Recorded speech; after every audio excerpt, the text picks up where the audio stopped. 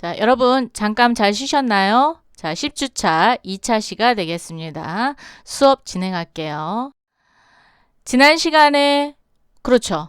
비유동 자산에 대해서 배웠죠? 자, 분개 한번 해보도록 하겠습니다. 자, 첫 번째 문제. 주식회사 나눔의 영업활동에 거래를 분개하세요. 자, 영업용이니까 뭐예요? 그렇지. 회사에서 사용하겠다. 네. 자, 5대를 150만 원에 구입하고 한 개당 150이에요. 현금으로 지급했습니다. 자, 현금으로 지급했으니까 대변에 현금. 자, 5대 곱하기 150 하니까 750인데 노트북이에요. 영업용 노트북. 영업용 노트북이니까 사용할 거죠. 그래서 비품으로 하시면 됩니다. 비품. 자변의 비품 750, 대변의 현금 750. 두 번째, 회사 사원의 주차장 부지래요. 자, 주차장 부지는 땅. 땅이죠, 땅. 자, 땅을 2천만 원에 구입하는데 취득세가 들었네. 자, 취득세 80만 원을 함께 현금으로 지급했습니다. 그러면 2천만 원에 이 취득세를 더해야 될까요? 빼야 될까요? 아니면 별도로 비용 처리해야 될까요? 그렇죠. 더합니다. 즉 토지를 구입할 때 든 부대 비용이다. 그래서 매입 원가, 취득 원가에 더한다. 그래서 취득세 80만 원은 토지 금액이 되겠습니다. 그래서 차변의 토지가 2080, 대변의 현금 2080 나갔습니다. 세 번째. 사무실용 건물 한 동. 아, 건물 샀네. 자, 건물 사는데 얼마 주고 샀어요? 5천만 원을 주고 샀습니다. 그런데 대금은 뭘로? 당좌수표. 자, 당좌수표 하면은 발행했으니까. 그렇죠. 당좌예금이 이렇게 딱 나와야 됩니다. 당좌예금. 그런데 취득세가 200만 원이 들었고 중개수수료가 250, 그리고 등기료. 등기료라는 건 취득세 이제 가서 법원에 가서 등기부 등본에다 기록해야 되잖아요. 그래서 내 거다라고 주장할 때 쓰는 등기료입니다. 이 등기료를 현금으로 지급했다. 그러면 이 취득세, 중개수수료, 등기료 다 어디다가? 그렇죠. 건물에다가 다 몽땅 다 더합니다. 다 더하고 대신 부대 비용은 현금으로 지급했대요. 그러면 200, 250, 20. 그래서 470만 원은 현금으로 지급했답니다. 그래서 대변의 현금은 470, 수표는 5천만 원이고요. 즉 당좌예금 5천만 원. 그리고 뭐 샀어요? 건물 샀죠. 자, 건물 5,470만 원이 취득 원가가 되겠습니다. 취득 원가. 자, 4번 갑니다. 아, 글씨 쓸 시간이 없어요?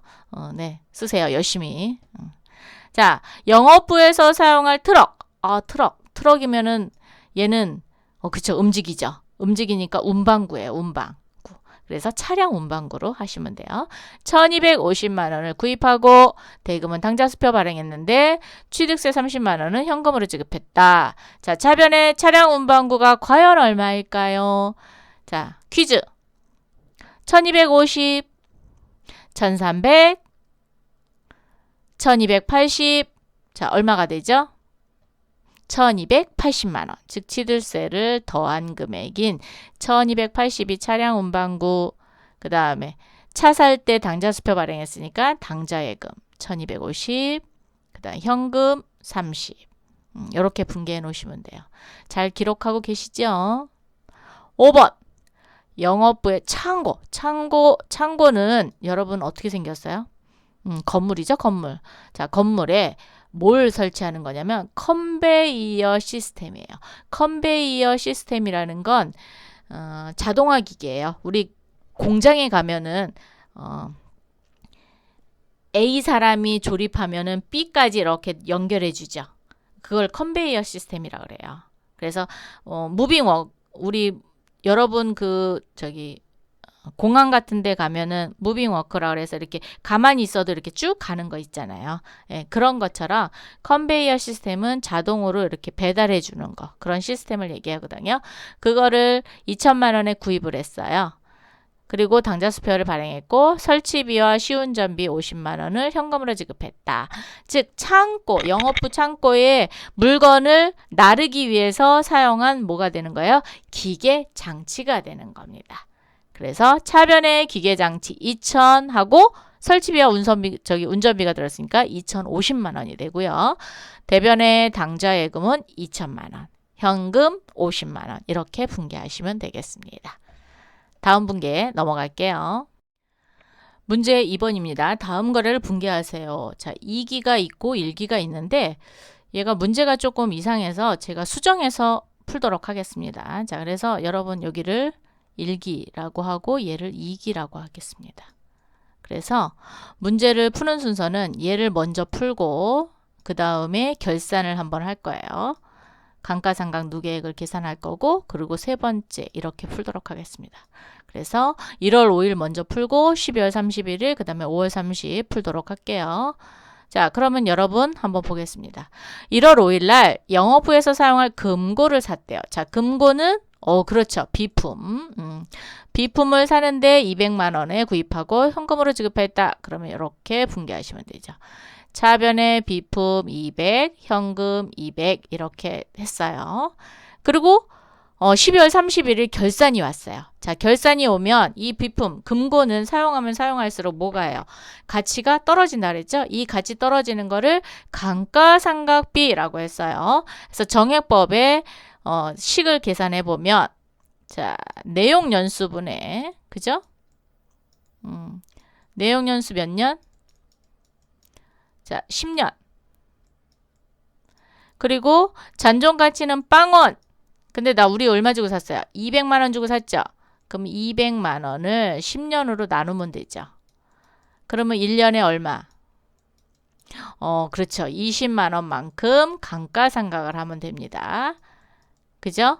자, 이 감가상각은 비용 처리하고 나머지는 모아놓는다 그랬어요. 뭘로? 감가상각 누계액으로. 그래서 요 20만 원만큼 12월 30일 날 차변의 감가상각비 20만 원, 대변의 감가상각 누계액 20만 원. 그런데 여기 누구 거라고 써놓는다 그랬어요. 여기 누구 거라고 써놔야 돼요? 비품 거다라고 써놔야 된다고 그랬죠? 자, 그래서 이렇게 감가상각 누계액하고 가로 열고 비품 이라고 써놓으세요. 그러면 이 감가상각 누계액은 비품에 해당되는 거구나. 그럼 비품을 팔 때 없애주면 되겠구나. 이렇게 생각하시면 될 거예요. 자, 그래서 이제 그 다음 해에 5월 30날 금고를 팔았어요. 얼마 주고 팔았어요? 좀 색깔을 좀 바꿔서 할게요. 얼마 주고 팔았어요? 150만 원 주고 팔았습니다. 자, 150만 원을 팔았는데 현금으로 받아 보통 예금했다. 그럼 현금을 가지고 은행에 가서 통장에 돈을 넣었다는 얘기죠. 그러면 나는 현금이 늘을까요? 보통 예금이 늘까요? 보통 예금이 늘죠. 그래서 차변에 보통 예금이 얼마가 와야 돼요? 150만 원이 와야지 됩니다. 자, 150만 원인데 내가 처음에 비품 얼마 주고 샀죠? 200만 원 주고 샀죠? 자, 그래서 대변의 비품은 취득원가가 나갑니다. 취득원가가 나갔는데 우리 작년에 즉 12월 31일 날 감가상각했던 누계액이라는 평가 계정이 있어요. 이거 더 이상 필요할까요? 이 비품을 팔았는데 더 이상 필요 없죠. 그래서 얘를 차변으로 없애줍니다. 소멸시키는 거예요. 그래서 차변의 감가상각 누계액 20만 원 그리고 여기 비품이에요. 자, 비품이라고 쓰시고 20만 원.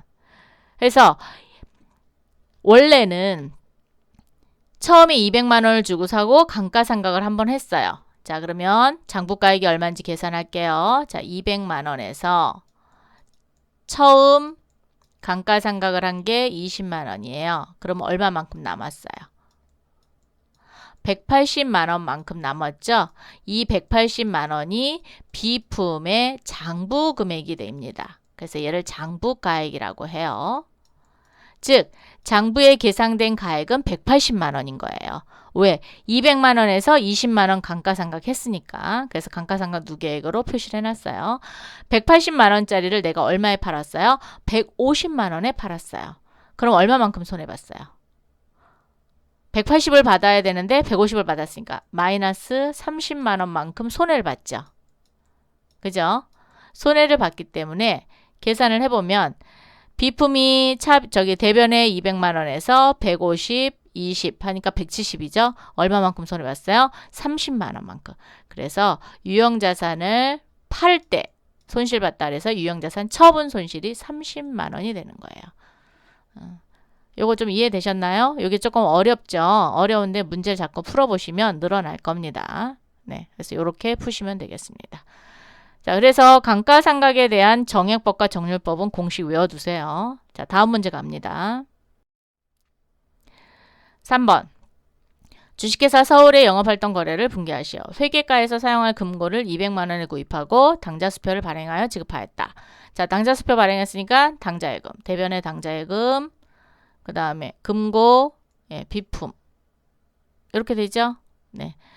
영업용 토지 500만 원에 구입하고, 자, 토지를 구입했는데 내가 사용할 거예요. 그죠?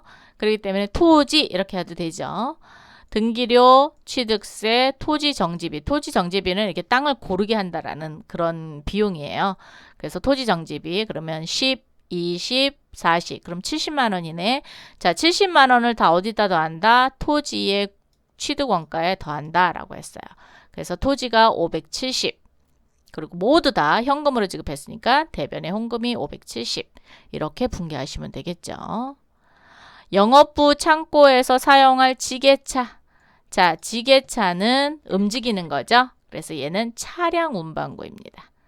자, 차량 운반구를 구입하고 보통예금에서 이체하였다. 그럼 보통예금 잔액이 그만큼 뚝 떨어져야 되겠죠. 그래서 대변에 보통예금이 1000만 원 나가고 지게차는 뭐라고 한다 그랬어요? 차량 운반구라고 했어요. 그래서 차량 운반구가 1000만 원. 그래서 차변의 차량 운반구, 대변의 보통예금 이렇게 분기하시면 되는 거예요.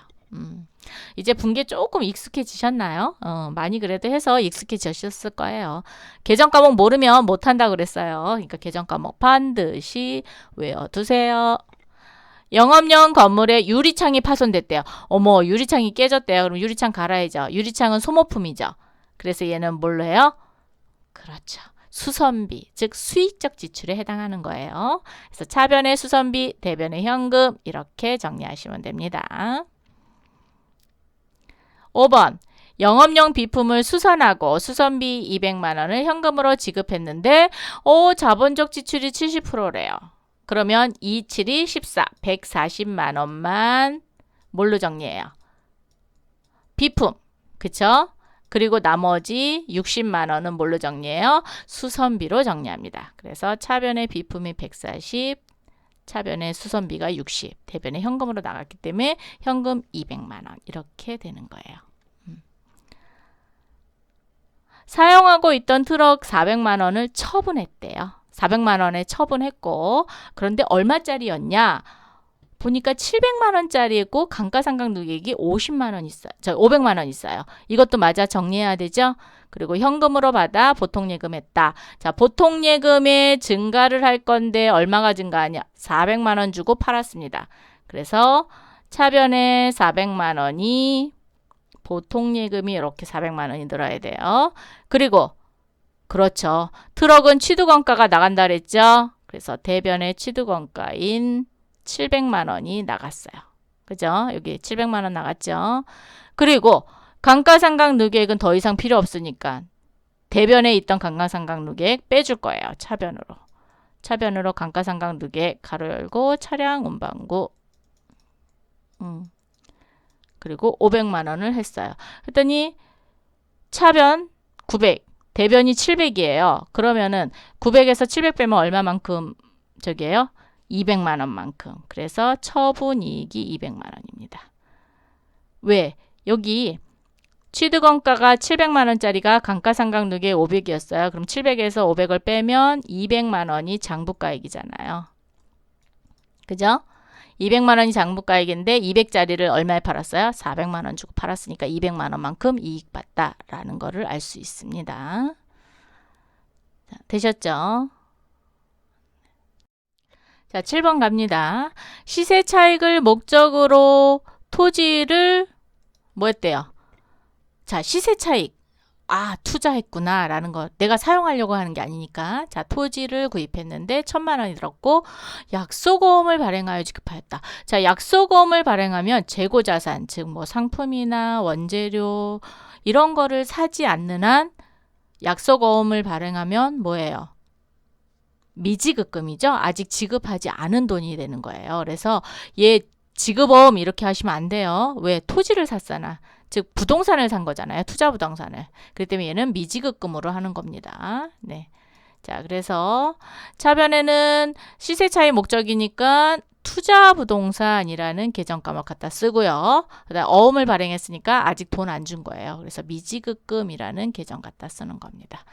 그래서 차변의 투자 부동산, 대변의 미지급금 이렇게 됐고요. 8번. 특허권을 취득하고 300만 원을 현금으로 지급했다. 자, 특허권이라는 계정을 사용하셔도 되고요. 산업재선권이라는 계정을 사용하셔도 됩니다. 그래서 요거는 나중에 시험 보실 때 프로그램에 나와 있는 계정 과목을 사용하시면 돼요. 네, 근데 대부분 회사에서는 산업재산권 이렇게 하지 않고 각 무형자산마다 각 분리를 하거든요. 그래서 특허권이라는 계정 과목을 가장 많이 쓰기도 합니다. 네. 자, 대변에 현금 이렇게 하시고요.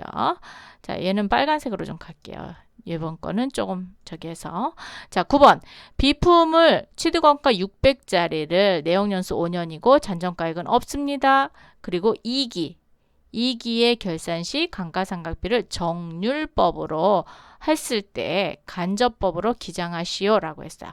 자, 기장하라는 건 분계를 하라라는 뜻입니다. 기장이라는 건 이렇게 기록한다라는 거의 준말이에요. 즉 장부에 기록하는 거를 기장한다라고 합니다. 자, 그리고 정률은 0.451이에요. 자, 그러면 정률법이 어떤 건지 알아야 되잖아요. 자, 정률법 여기다 써놨어요. 여러분도 써놓으세요. 취득원가 마이너스 감가상각 누계 곱하기 상각률 한 게 정률법이에요. 자, 그러면 2기니까 1기부터 계산을 해야겠죠. 자, 1기 계산합니다.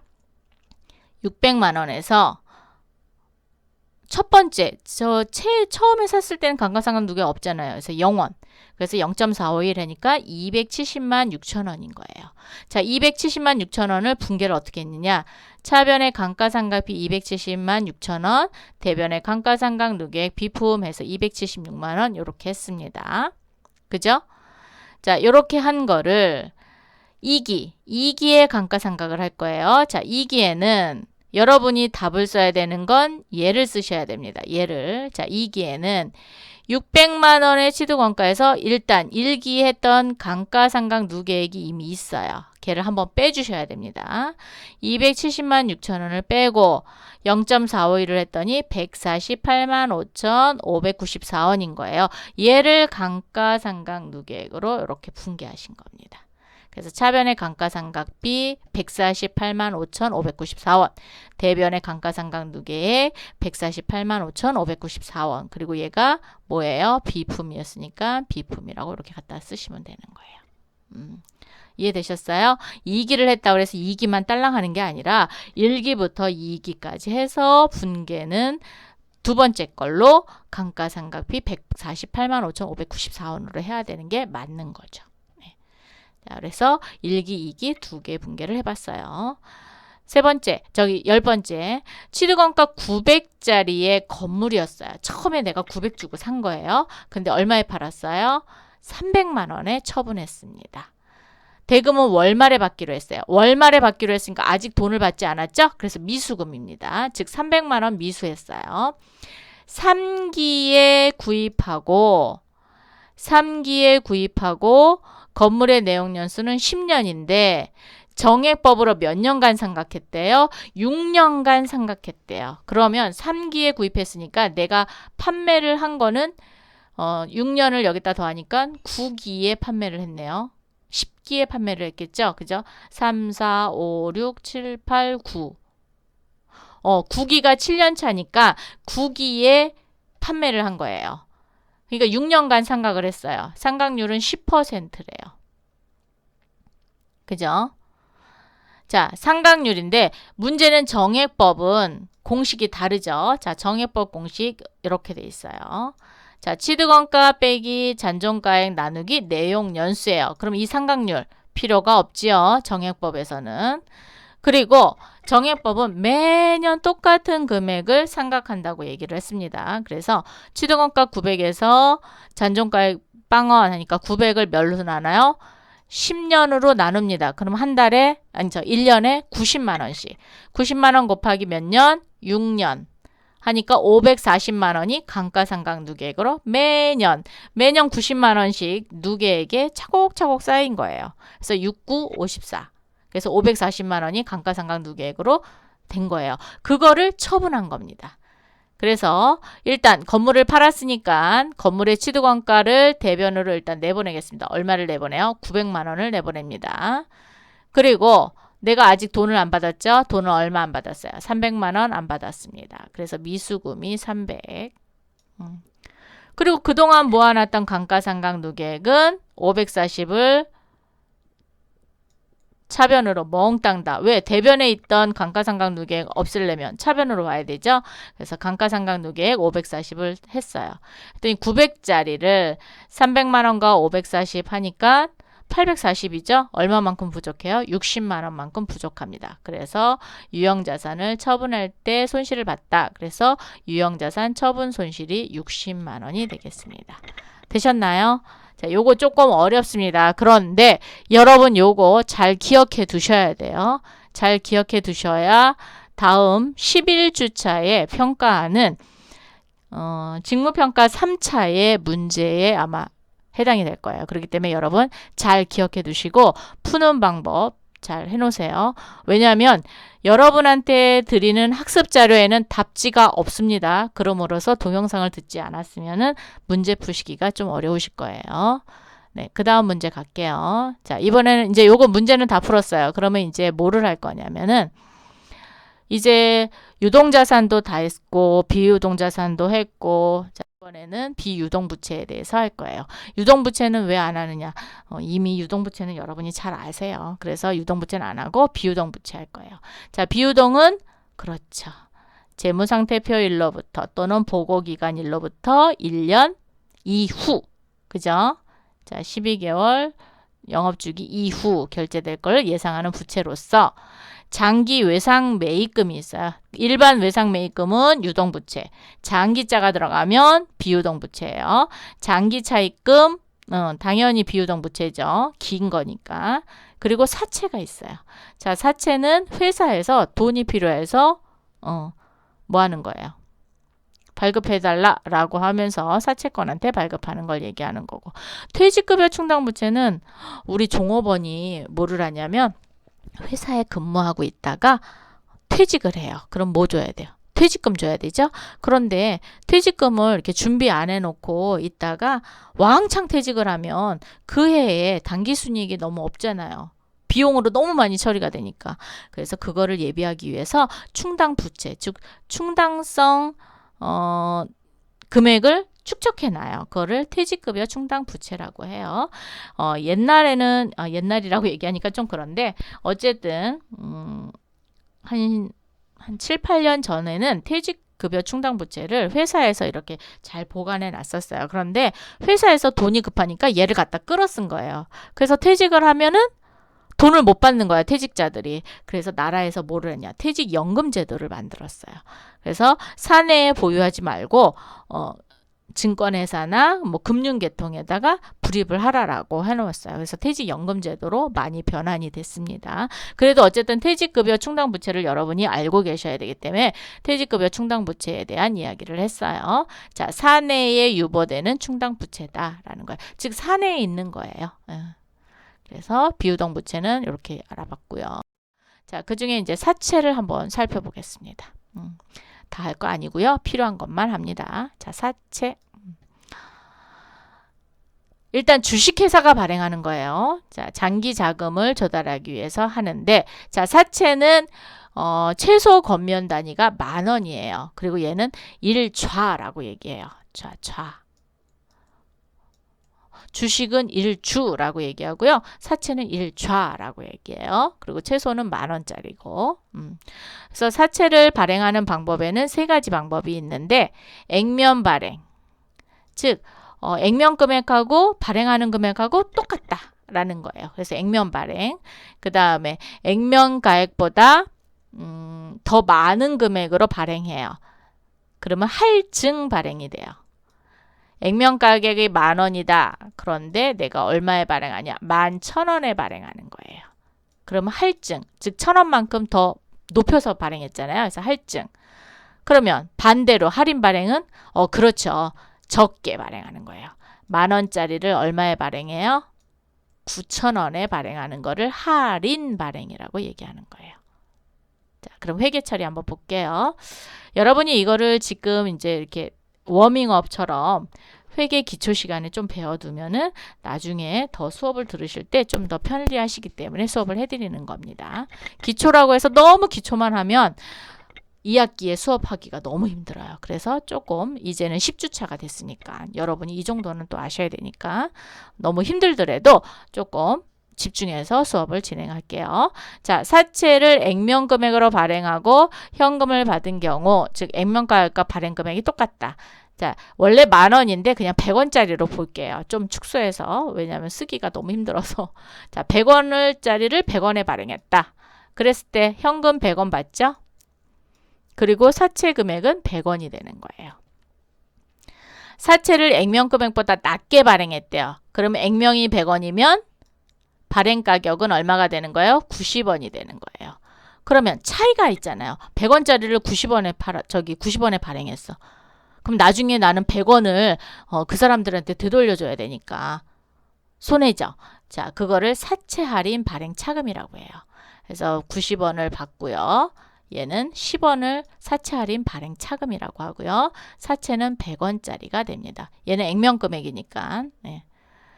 이번에는 사채를 액면 금액보다 높게 발행했어요. 그래서 액면 금액이 100원짜리를 120원에 발행했다라고 합시다. 왜냐하면 110원 하면은 비슷하니까. 자, 120원에 발행을 했어요. 그러면 나는 얼마 받아요? 120원 받죠. 자, 120원을 받았는데 원래 사채 금액은 100만 원짜리. 아니 저기 100원이고 할증은 20원이 되는 거예요. 그래서 얘를 사채 할증 발행 차금이라고 하고요. 얘는 할인 발행 차금인 거예요. 요 계정 과목은 좀 외워두세요. 자, 사채를 할인 발행했다. 그럼 뭐가 생긴다고요? 사채 할인 발행 차금. 그러면 사채를 액면가액보다 높게 발행했다. 그러면 사채 할증 발행 차금이 나온다. 라는 거고요. 요거 별표해 놓으세요. 자, 사채를 발행하기 위하여 지출하는 광고비, 사채권, 인쇄비, 금융 이런 거를 사채 발행비 또는 신주 발행비. 처음에 회사를 설립할 때 발행하는 걸 신주 발행이라고 그러거든요. 그래서 사채 발행비 또는 신주 발행비는 어디에서 가감한다? 사채 발행 금액에서 가감한다. 라고 얘기했으니까 자, 사채를 할인 발행하면 할인 발행 차금에 더하고요. 할증 발행하면 사채 할증 발행 차금에서 뺍니다. 네, 그렇게 계산하시면 돼요. 네. 그래서 사채 발행비는 그렇게 처리한다.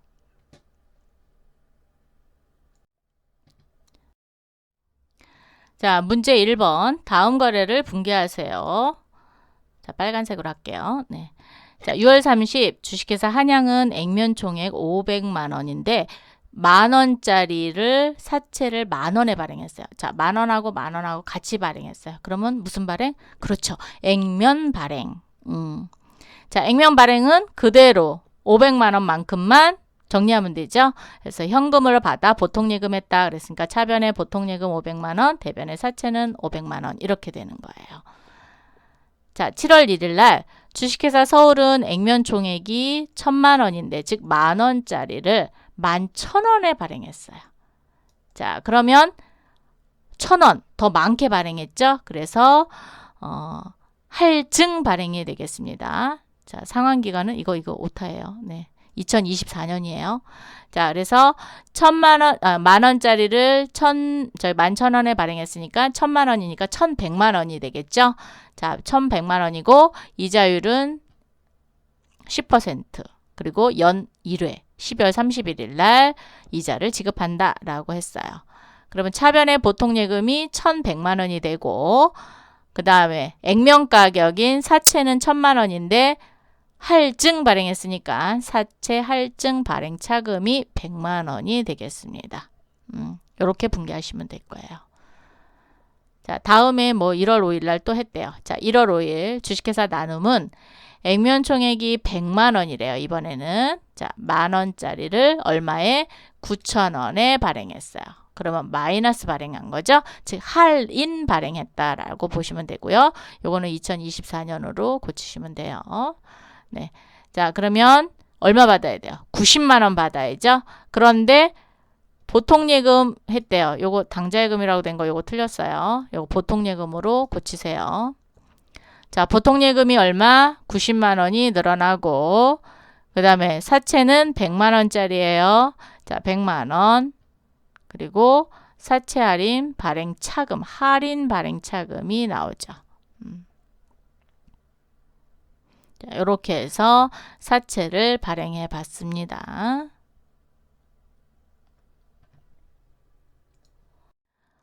자, 나머지 분계는 다음 시간에 또 해요. 자, 여기까지 2차 시 수업을 마치도록 하겠습니다. 잠시 후에 뵙겠습니다. 수고하셨습니다.